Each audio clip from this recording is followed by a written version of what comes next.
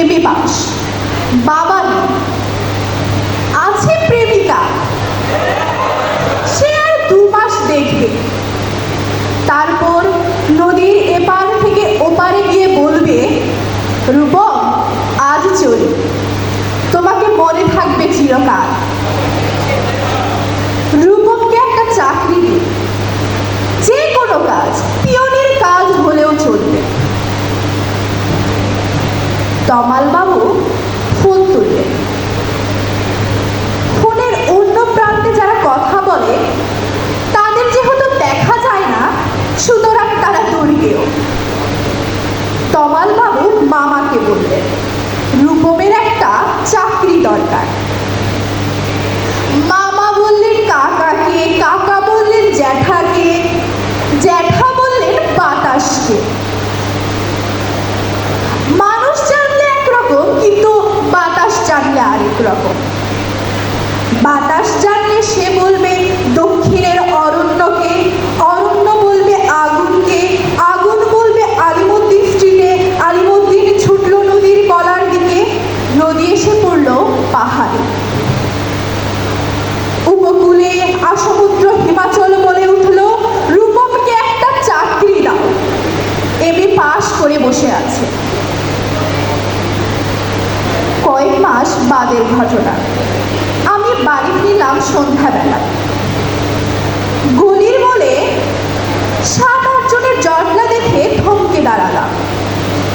জল থেকে সদ্য তুলে আনা রূপমের ডেড বডি, সারা গায়ে ঘাস, খড়কুটো, হাতের মুঠোয় ধরে থাকা 1 টাকার কয়েন। পাবলিক বুথ থেকে কাউকে ফোন করতে চেয়েছিল রূপম। ভারত সরকারের 1 টাকা কয়েনের দিকে আমার চোখ। সারা গায়ে সবুজ ঘাস, ঘাস নয় অক্ষর। এমএ পাস করতে একটা ছেলেকে যত অক্ষর পড়তে হয়, ঠিক ততগুলো অক্ষর। সেই সমস্ত ব্যর্থ অক্ষর ওর গায়ে লেগে আছে। একটা ছেলেকে কেন আপনারা এমএ পড়ান? কোনো আহ্লাদে 8খানা বিশ্ববিদ্যালয় বানিয়েছেন? তুলে দিন। এই কথাগুলো বলবো বলে ফোন তুললাম পবিত্র সরকারের কাছে। ফোন বেজে উঠল, ফোন বেজে চলল, ফোন বেজেই চলেছে, বেজেই চলেছে, বেজেই চলেছে। 20 বছর ধরে ওই ফোন বেজেই চলেছে। আরো 20 বছর বাঁচবে, কিন্তু সরকারের আর দেখা পাওয়া গেল না।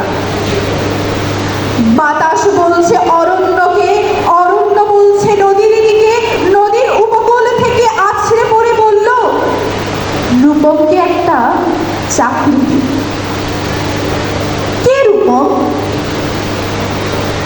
রূপম আচার্য, বয়স 26 বছর, এমএ পাস, বাদিকের গালে একটা কাটা দাগ আছে।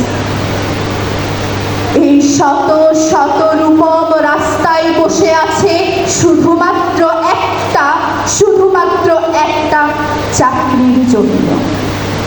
কিন্তু চারপাশ নিশ্চুপ, নেই রূপমের কোলাহল, নেই রূপমের প্রেমিকা, নেই রূপমের বাবা মা।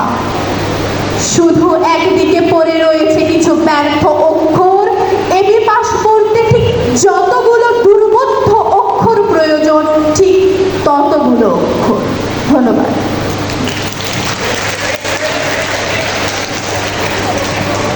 হ্যাঁ, ধন্যবাদ। এই সাথে তাকে অভিভাবকের তরফ থেকে 2টা কথা বলার জন্য অনুরোধ করছি। ধন্যবাদ স্যারকে কিছু কথা বলার সুযোগ করে দেওয়ার জন্য।